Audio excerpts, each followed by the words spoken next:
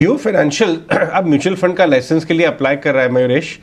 जियो financial disrupt करना चाहता है और एक ऐसे समय में जब वाकई में अवेयरनेस बढ़ गई है रिटेल इन्वेस्टर में।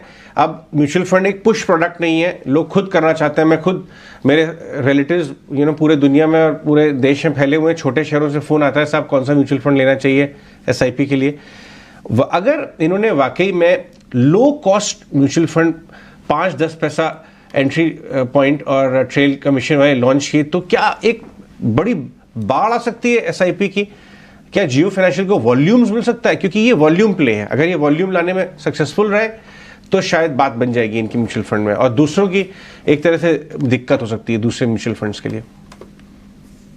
So, Ajay ji, I think Reliance has always been known to be a disruptor.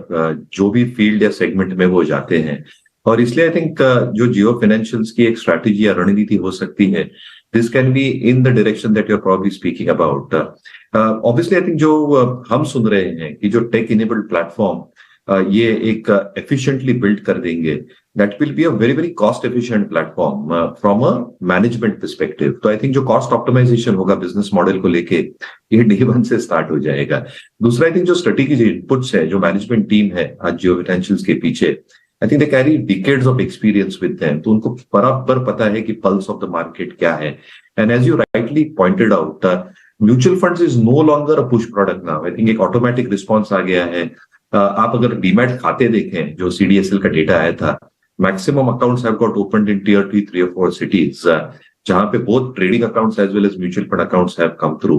इसलिए I think with the aid of technology जो अच्छी खासी स्प्रेड हो चुकी है भारतवर्ष में, और अगर ये एफिशिएंटली टेक प्लेटफॉर्म बिल्ड करते हैं with a very very minimal cost at their head as an overhead, I think push करना बहुत मुश्किल बात नहीं होगी, और वॉल्यूम्स इकट्ठा करना बहुत बड़ी बात नहीं होगी as we improve and go ahead into the next few years.